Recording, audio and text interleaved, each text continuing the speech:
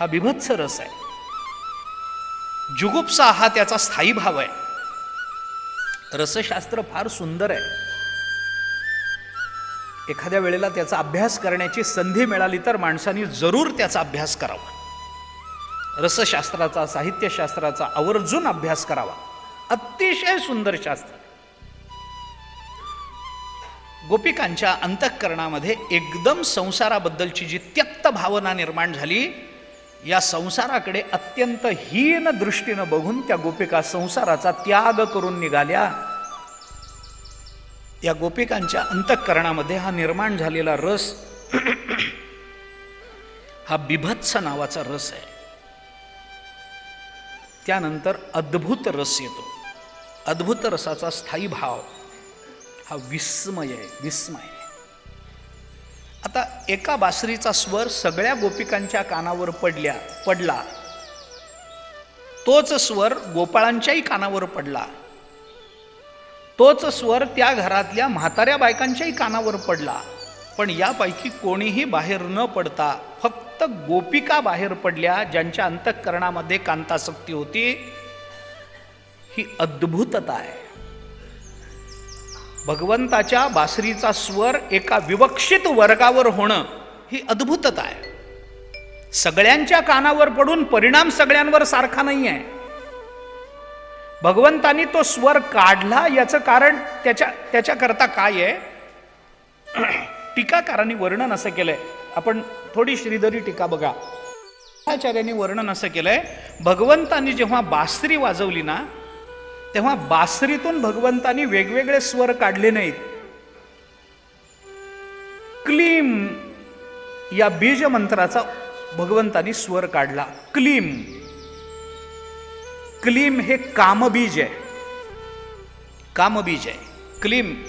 आपल्याकडे आता ते हे विस्तार करायचं कारण नाही आहे मला. हे बीजमंत्र असतात. बीजमंत्र ते एक अक्षराचेच असतात. जोडाक्षराचे जास्तीत जास्त असतात. एक अक्षराचे, जोडाक्षराचे असे ते जे बीजमंत्र असतात, त्या मंत्रामध्ये त्या सगळ्या विचाराचं बीज सामावलेलं असतं. त्याचा विस्तार करायचा नाही आहे मला. बीजमंत्र म्हणल्यानंतर ओळखून घ्या आपण. तर कामाचा बीज मंत्र हा क्लीम असा आहे. आणि भगवंतानी सरस्वती हीच भगवंताची बासरी झाली. आणि त्या सरस्वतीच्या आधारानं प्रत्येक गोपिकेच्या अंतःकरणामध्ये कामभावना निर्माण व्हावी याच्याकरता भगवंतानी बासरीतून क्लीम या बीज मंत्राचा उच्चार केला, ज्याचा परिणाम म्हणून सगळ्यांच्या कानावर क्लीम पडून सुद्धा फक्त विवक्षित गोपिकांच्या अंतःकरणावर त्याचा परिणाम व्हावा. हा अद्भुत रस आहे. भगवंतानी त्यांना बासरी वाजवून बोलवून घेतलं आणि बोलवून घेतल्यावर परत जायला सांगितलं. अद्भुत रस आहे. भगवंताचा शब्द प्राणापलीकडे मानणाऱ्या गोपिका भगवंतानी परत जा म्हणून सांगितल्यानंतरही भगवंताचं ऐकत नाहीत. हा अद्भुत रस आहे. या सगळ्या गोष्टींचा विचार आपल्याला करता येतो.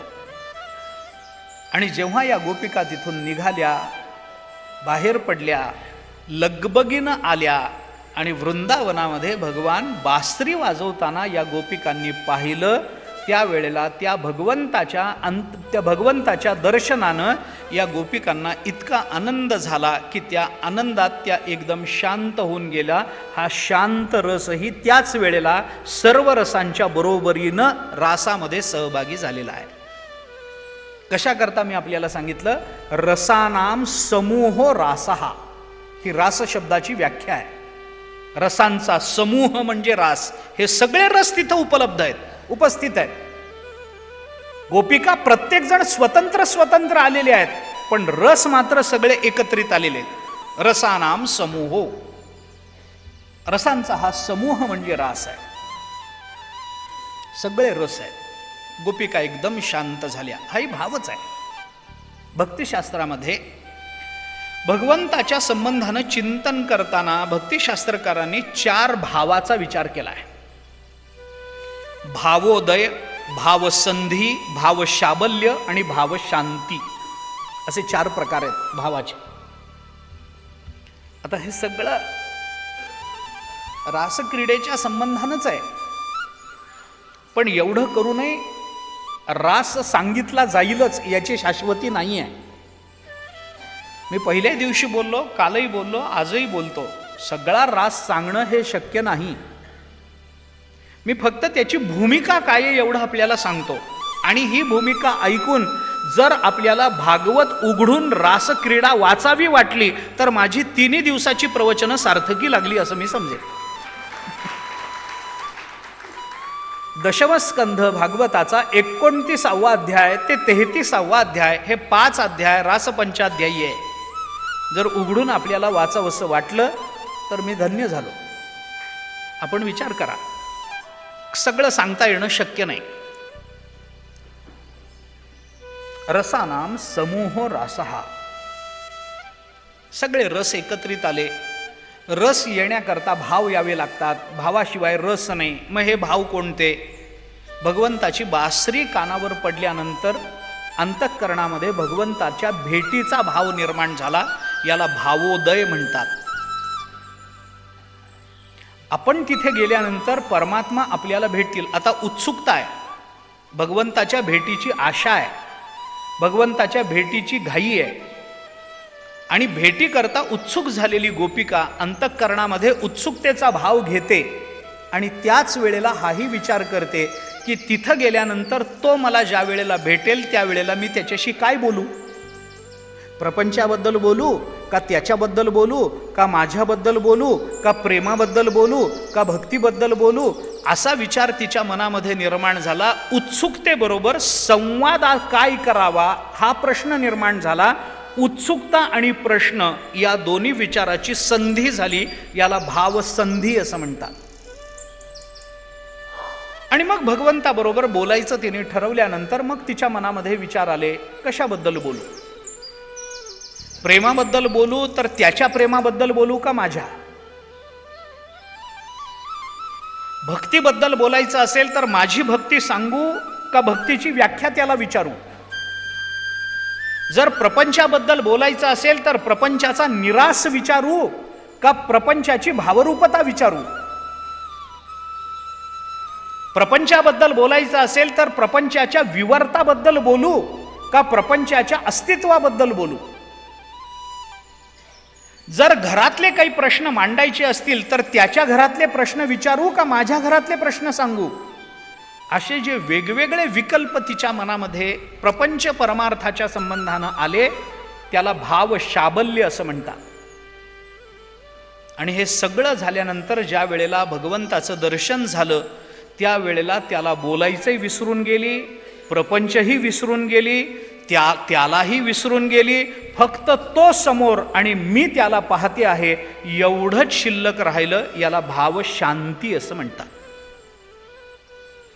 या भावाची उत्पत्ती झाल्यानंतर सगळ्या रसांची तिथं जी उपस्थिती झाली, या भावाच्या स्थायी भावाच्या आधारावर निर्माण झालेल्या सगळ्या रसांचं एकत्रीकरण म्हणजे रास आहे.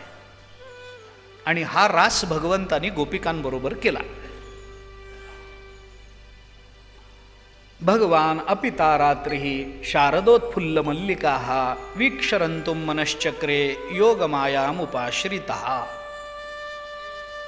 भगवंतानी गोपिकांबरोबर रास केला गोपिकांची इच्छा पूर्ण करण्याकरता आणि स्वतःच्या मनोकामना पूर्ण करण्याकरता.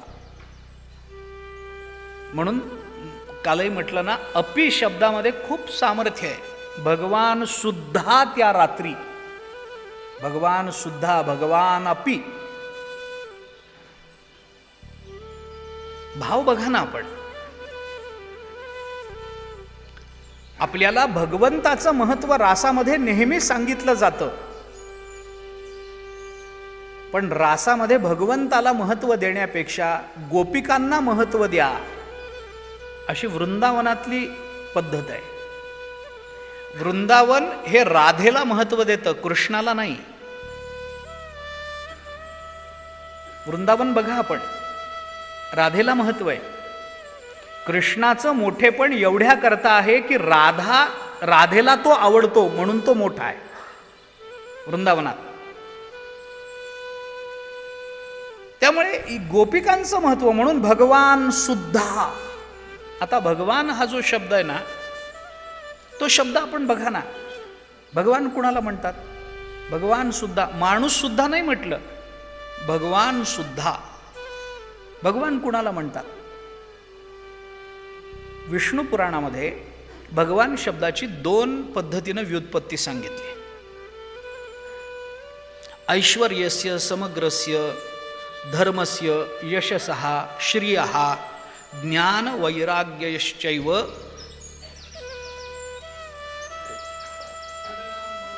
भग भग इति रणा.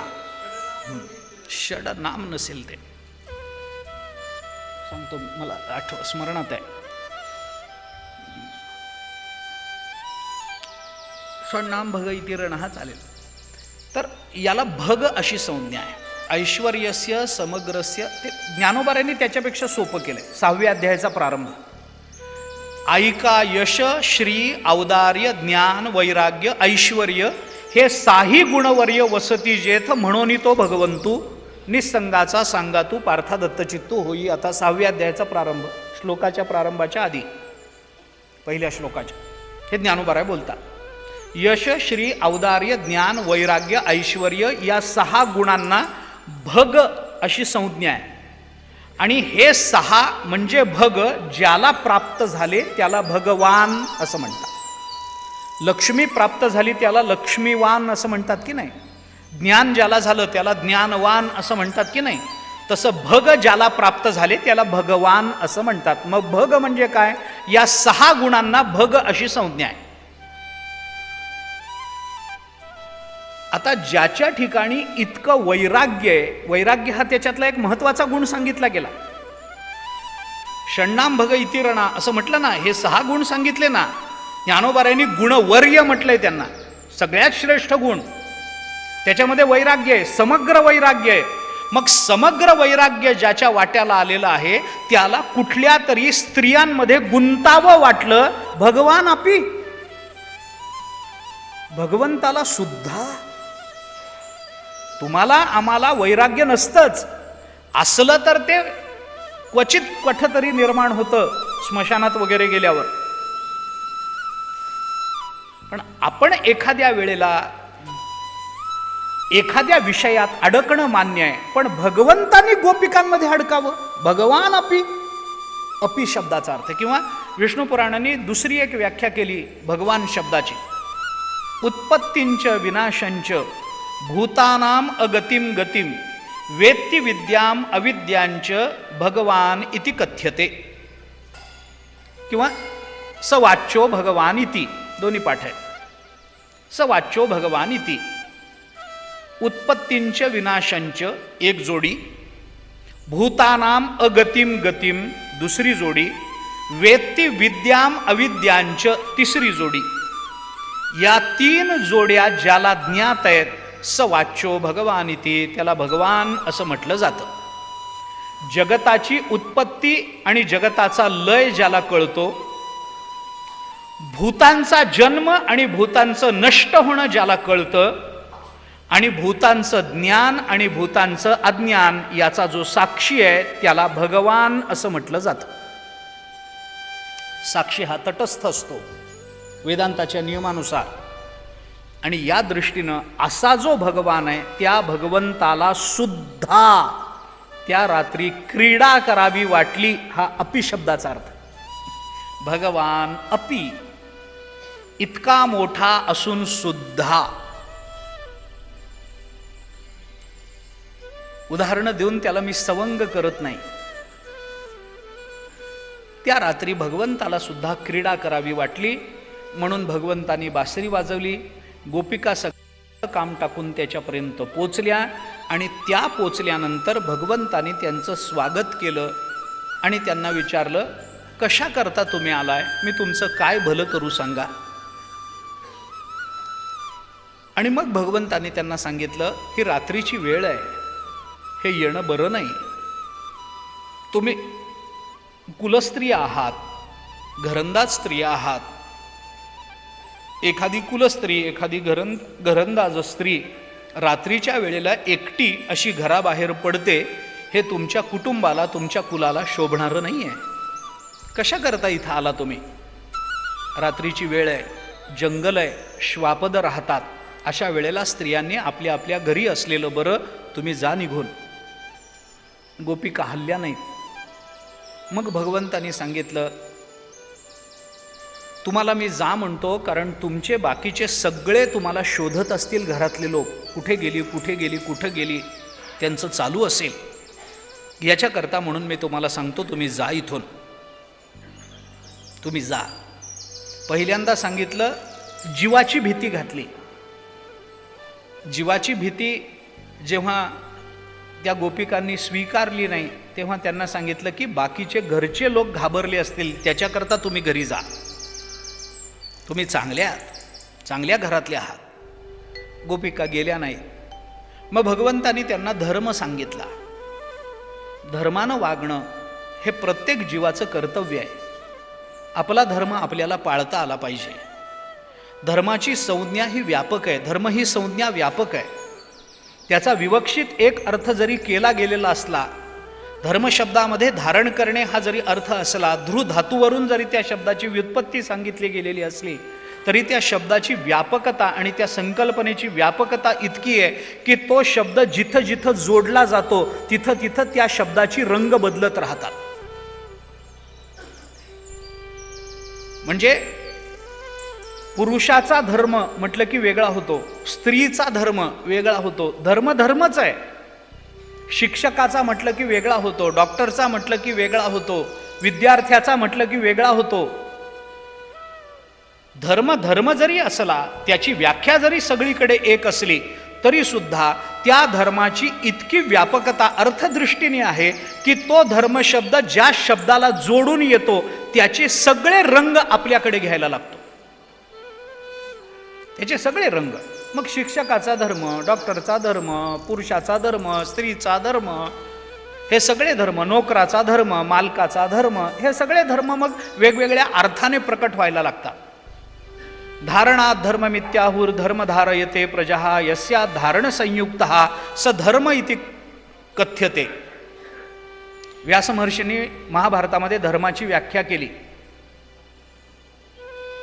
सहा अभ्युदय निश्रेयस सिद्धी स धर्म. यतो अभ्युदय निश्रेयस सिद्धी स धर्म. जो अभ्युदय आणि निश्रेयस प्राप्त करून देतो त्याला धर्म म्हणतात. चोदना लक्षणो अर्थो धर्म. वेदवाक्यांमध्ये सांगितलेला विधी म्हणजे धर्म असतो. वेगवेगळ्या व्याख्या आहेत. पण भगवंतांनी सांगितलं, तुम्ही स्त्रिया आहात, तुमच्यावर तुमचे सासू सासरे अवलंबून असतील तर तुमचा धर्म तुम्ही पाळला पाहिजे. तुम्ही पतिव्रत आहात, तुमची मुलं अजून तुमचं स्तनपान करत असतील तर त्या मुलांना जगवणं हा तुमचा धर्म आहे. हे सगळं सोडून तुम्ही इथं येता, हे बरं नाही. काय करता येऊन? माझ्यावर प्रेम आहे म्हणून येत असाल तर अरे सगळं जग माझ्यावर प्रेम करतं, तुमचं काय कौतुक आहे? सगळ्या जगाचा प्रेमास्पद परमात्मा, इयम आत्मा परानंद परप्रेमास्पदम यतः मानभुवम ही भूयासमिती प्रेमात्मनीक्षते. उपनिषदामध्ये आलेला विचार आहे. ज्ञानोबा यांनी म्हटलंय, प्रियाची परमसीमा तो भेटे माऊली आत्मा तया खेवियाटे डिंडिमा सांसारिक हे 17व्या अध्याय. याचा अर्थ काय होतो? अरे सगळं जगाला मी प्रेमास्पद आहे, सगळेच माझ्यावर प्रेम करतात, तुम्ही इथं राहू नका. स्त्रियांचा परमधर्म हा पातिव्रत्य धर्म आहे. पतीची, आपल्या घरातल्या लोकांची निष्कपट भावानं सेवा करणं हा पतीचा मुख्य धर्म आहे. तुम्ही त्याचं पालन का करत नाही? पतिसेवेमध्ये तत्पर असलं पाहिजे, याच्याने उत्तम लोक प्राप्त होतो. हाच उपदेश याच्यापूर्वी गर्गाचार्यांनी गोपिकांना केलेला आहे गर्गसंहितेमध्ये. म्हणून त्या उपदेशाचं एकदा उपदेश तो ऐकला होता, म्हणूनच गोपिका तो उपदेश एवढा मनावर घेत नाही येत. आता गर्गाचार्यांनी हे सांगितलं होतं की पातिव्रत्य धर्माचं आचरण करणं हे कुठल्याही पतिव्रता स्त्री, विवाह झालेल्या स्त्रीचा परमधर्म आहे. आणि ते गर्गाचार्य म्हणाले, तुम्ही घरदार सोडताना याच्या पाळण्याजवळ येऊन बसता, तुम्हाला काहीच कसं वाटत नाही, पतिव्रता धर्म किती चांगला आहे हे तुम्हाला कळावं म्हणून मी तुम्हाला पतिव्रतेची एक गोष्ट सांगतो. गर्गाचार्य गोपिकांना गोष्ट सांगतात. गर्गसंहितेमध्ये विचार आहे. एक पतिव्रता होती. तिचा पती कामावरून आला म्हणून पतीला वाढलं आणि काय हवं नको ते बघायला जवळ बसली. गरम गरम अन्न वाढलं, हवं नको ते बघायला जवळ बसली. तेवढ्यात त्यांचा लहान मूल रांगत रांगत रांगत तिथं आलं. आई वडील दिसल्यानंतर निश्चिंत झालं आणि आता लहानच मूल आहे, रांगणारच आहे.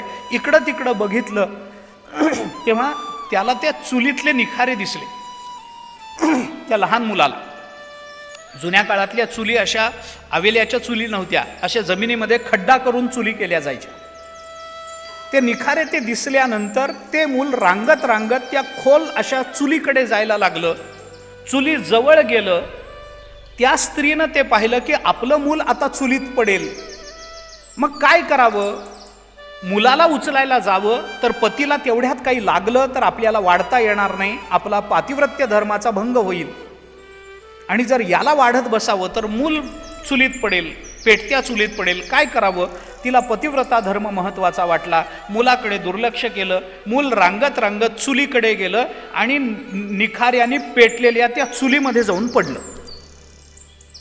एवढी गोष्ट सांगून गर्गाचार्य त्या स्त्रियांना गोपिकांना असं म्हणाले, पण तिचा पातिव्रत्य धर्म इतका महत्त्वाचा ठरला की ज्या निखाऱ्याच्या चुलीमध्ये ते मूल पडलं तिच्या पातिव्रत्य धर्मामुळं त्या निखाऱ्याची फुलं झाली आणि ते मूल वाचलं. एवढी गोष्ट सांगून गर्गाचार्य असं म्हणाले की म्हणून पातिव्रत्य धर्म महत्त्वाचा आहे, तुम्ही जा परत. हे ऐकल्यानंतर भगवंताच्या पाळण्याजवळ उभ्या असणाऱ्या गोपिका गर्गाचार्यांच्या जवळ बसल्या आणि गर्गाचार्यांना म्हणाल्या की खरोखरच पातिव्रत्य धर्म महत्त्वाचा आहे, हे आम्हाला पटलं. पण गर्गाचार्य, तुम्ही जशी एका पतिव्रतेची गोष्ट सांगता तशा आम्हालाही एका पतिव्रतेची गोष्ट येते, आम्ही तुम्हाला सांगू का? म्हणे सांगा. मग त्या गोपिकांनी गर्गाचार्यांना सांगितलं, तुम्ही म्हणता तशीच एक पतिव्रता होती. एके दिवशी तिचा पती कामावरून आला आणि आल्यावर त्या पतीनं सांगितलं की मला अनिश्चित काळापर्यंत परदेशाला कामाकरता जावं लागणार आहे. त्यावेळेला ती पतिव्रता म्हणाली, अहो जर जायचं असेल तर मला बरोबर घेऊन चला, कारण तुमच्या वियोगात मी जगू शकत नाही, मी पतिव्रता आहे. तो म्हणाला, अगं नाही, लांब जायचं आहे, परदेशात जायचं आहे, प्रवास कसा आहे माहिती नाही, तू बरोबर आलीस तर सुरक्षिततेचा विचार करावा लागेल. मी काय एकटा पुरुष आहे, झाडाखाली राहीन, कुठेही राहीन, काही मागून खाईन, पण तू बरोबर आलीस तर मला ते सगळं करता येणार नाही, तेव्हा तू घरी थांब, मी जाऊन येतो. ती म्हणाली, कधी येणार? तो म्हणाला, सांगता येणार नाही. याल का नाही? तो म्हणाला, माहिती नाही. मग ती म्हणाली, असं नाही, एक तर तुम्ही जाऊ नका, नाही तर गेलात तर मला घेऊन चला, मला सोडून तुम्ही गेलात तर मी जगणार नाही. पुष्कळ हो नाही झाल्यानंतर त्या पुरुषाने, त्या पतीनं तिला सांगितलं, तू पतिव्रता आहेस ना? हो आहे. पतिव्रतेचा धर्म पतीच्या आज्ञेचं पालन करणं हा असतो ना, पतीची या मता अनुसरोनी पतिव्रता आहे ना? आहे. मग माझी तुला आज्ञा आहे की मी येईपर्यंत तू घरी राहा. ती म्हणाली, आता मला काही बोलता येणार नाही, कारण मी पतिव्रता आहे आणि पतीचा शब्द पाळणं माझं कर्तव्य आहे, मला राहावं लागेल, पण माझी एक अट आहे. तो म्हणाला, काय अट आहे? ती म्हणाली, काही नाही, तुम्ही गावाला जाणार तर जा, काम करून जेव्हा यायचे तेव्हा या, पण तुमच्या वियोगात मला जगता यावं म्हणून काहीतरी तुमचं स्मरण मला देऊन जा. एखादी वस्तू द्या, एखादा कपडा द्या, ज्याच्याकडे बघत हे माझ्या पतीचं आहे, म्हणजे हा माझा पती आहे असं म्हणून मी जगेन. पती म्हणाला, ठीक आहे. त्यांनी काय केलं, घर सोडण्यापूर्वी आपल्या पतीला मी दिसावा, आपण दिसावं याच्याकरता म्हणून त्या पतिव्रतेच्या जवळ तिथं आपल्याच घरामध्ये एक स्वतःचा चिखलाचा पुतळा तयार केला आणि तिला सांगितलं, हे बघ, हा पुतळा म्हणजे मी आहे असं समजून राहा. तिने सांगितलं, ठीक आहे. तो गावाला निघून गेल्यानंतर हाच आपला पती आहे असं समजून त्या चिखलाच्या पुतळ्याची सर्व सेवा ती पतिव्रता करायला लागली. एके दिवशी दुपारच्या वेळेला पतिसेवा म्हणून त्या चिखलाच्या पुतळ्याचे पाय दाबत ती पतिव्रता बसली होती.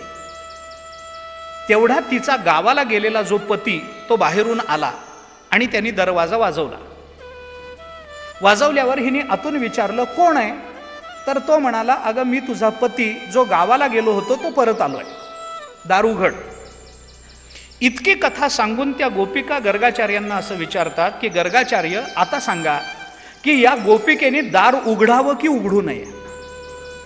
जर उघडायला गेली तर या पतीचे पाय सोडून जाईल म्हणून पातिव्रत्य धर्मामध्ये अंतराय होईल, आणि जर दार न उघडेल तर खरा पती दाराबाहेर थांबलेला असताना चिखलाच्या पुतळ्याची सेवा करण्यात काय तात्पर्य आहे? मग गर्गाचार्य त्या गोपिकांना असं म्हणाले, अगं तुम्ही किती वेड्या आहात.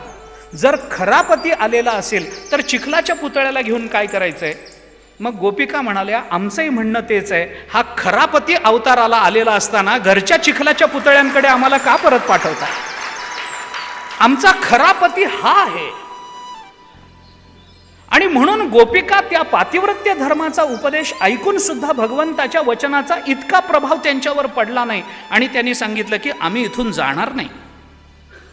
तुम्ही आम्हाला स्वर्गाची अभिलाषा दाखवता, वैकुंठाची अभिलाषा दाखवता, आमच्या धर्माचा उपदेश करता, पण तुम्ही सांगता आहात. गोपिकांना वाईट वाटलं. वाईट वाटल्यानंतर भगवंतांनी त्यांच्या अंतःकरणामध्ये आपल्या संबंधानं खरंच प्रेम दृढ आहे का नाही याची परीक्षा घेतली. गोपिकांच्या अंतःकरणातलं आपलं प्रेम दृढ आहे हे जेव्हा भगवंताला कळालं तेव्हा भगवंतांनी रास रचला. या रासाचं नृत्य होता होता या गोपिकांच्या अंतःकरणामध्ये अभिमान निर्माण झाला की आम्ही जगतामध्ये इतक्या भाग्यवान आहोत की जगतामध्ये कोणालाही जो आनंद मिळाला नाही तो आम्हाला मिळतोय. आणि त्या अभिमानाची झाल्याबरोबर त्या रासातून भगवान गुप्त झाले. भगवान दिसेनासे झाल्यानंतर गोपिका सैरभैर झाल्या. भगवंताविना जगणं त्यांना अवघड वाटायला लागलं आणि मग ते विरहिणी तिथून निर्माण झाली. वियोगामध्ये खरं प्रेम असतं.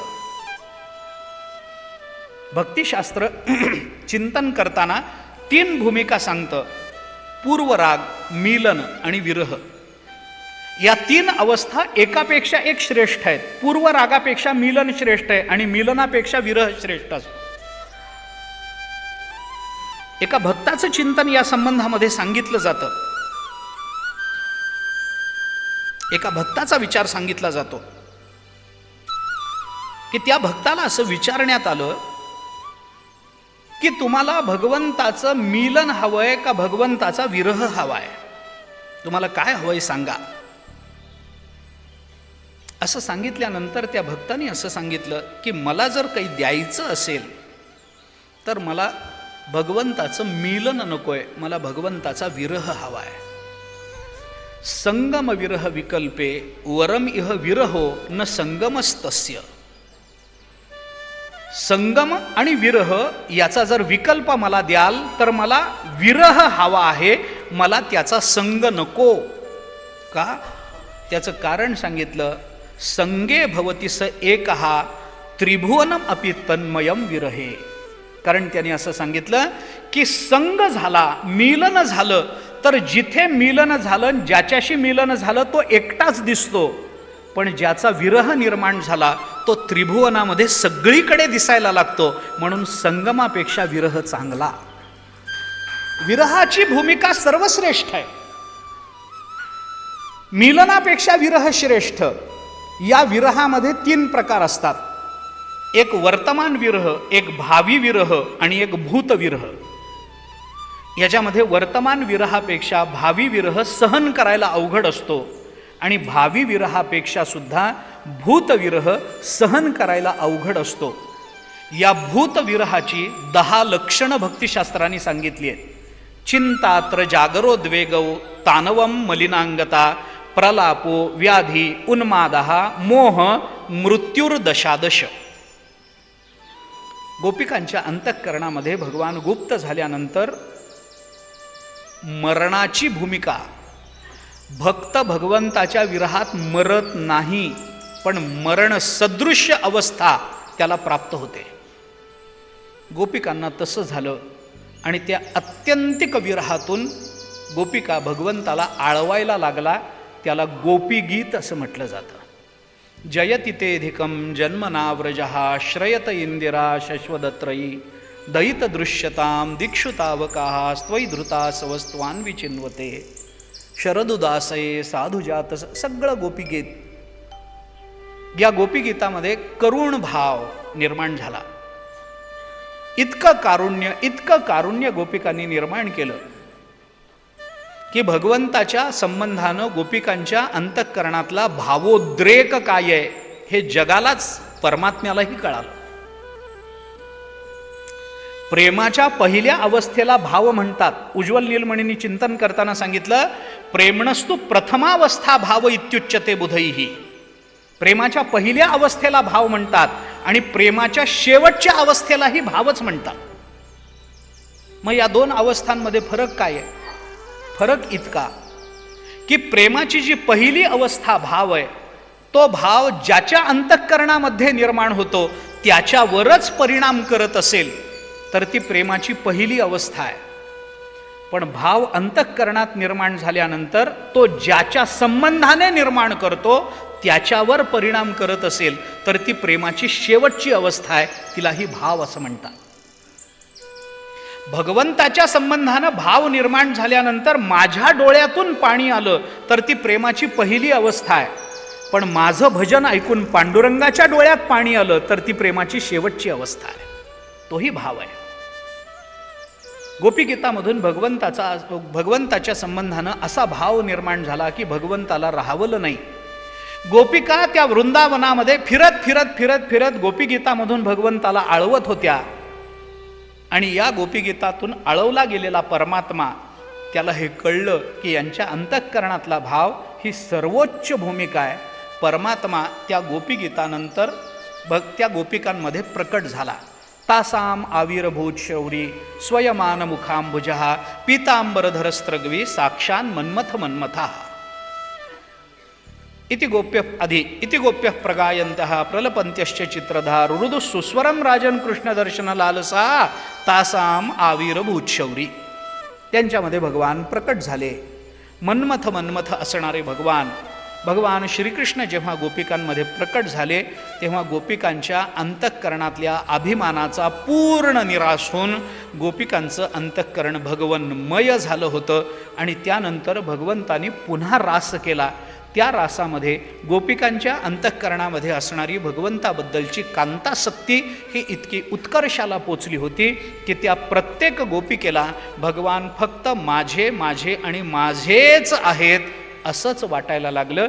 आणि हा भावाचा परमोत्कर्ष ज्या लीलेमध्ये प्रकट झाला त्याला रासक्रीडा असं म्हटलं जातं. हे साधारण रासक्रीडेचा हा एक आपल्याला अनुबंध काय आहे तेवढा मी आपल्याला सांगितला. याच्यावरून आपण सामान्यत्वानं रासक्रीडेचा विचार करू शकतो. जर आपण भागवत उघडून टीका उघडून त्याच्या अंतरंगात जाऊन त्याच्या सूक्ष्मतेचं ग्रहण करू शकलो तर आपल्यासारखा आनंदी या जगतामध्ये दुसरा कोणी नसेल. तसा तो आनंद आपल्याला मिळावा याकरता मीही देवाच्या चरणी गोपिकांच्या चरणी प्रार्थना करतो की तशा आनंदाची अनुभूती तुम्हाला आम्हाला प्राप्त व्हावी. 3 दिवसापासून आपण या रासक्रीडेचा सामान्यत्वानं विचार करतो आहोत. म्हणून मी म्हटलं की मी सगळी रासक्रीडा सांगू शकत नाही. फक्त त्याचा एक काय विचार आहे, एक भूमिका काय आहे एवढं मी जरी आपल्याला सांगू शकलो, एक बाह्यरूप त्याचं काय आहे एवढं जरी आपल्याला बोलू शकलो तरी पुष्कळ होईल. या दृष्टीनं थोडीशी भूमिका ही त्या संबंधामध्ये मी आपल्याला सांगितली. 3 दिवसापासून आपण याचा विचार करत होतो. आज केवळ नाईलाज म्हणून आपल्याला थांबावं लागणार आहे कारण 3च दिवसाची प्रवचनमाला होती.